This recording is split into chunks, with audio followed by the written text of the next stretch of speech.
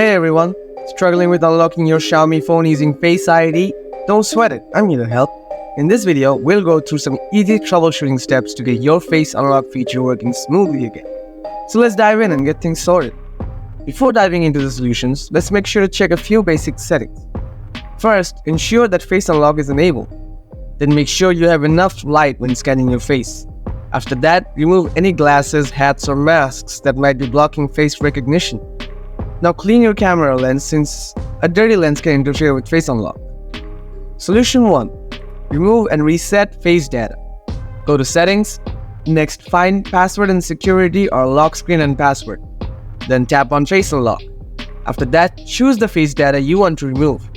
Now tap Delete Face Data. Then tap OK to confirm. After that, tap Add Face Data to start the reset process. Now enter your password and tap Next. Then press Start. Right after that, tap Next in the pop-up. Now follow the on-screen instructions to capture your face from the different angles.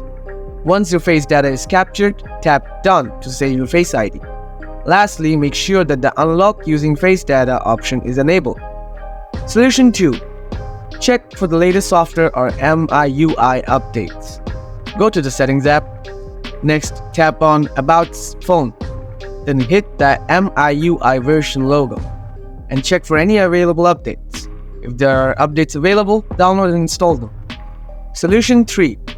Factory reset your device. Note, this will erase all your data on your Xiaomi device, so proceed with caution. To start, open the settings again, then tap on About Phone.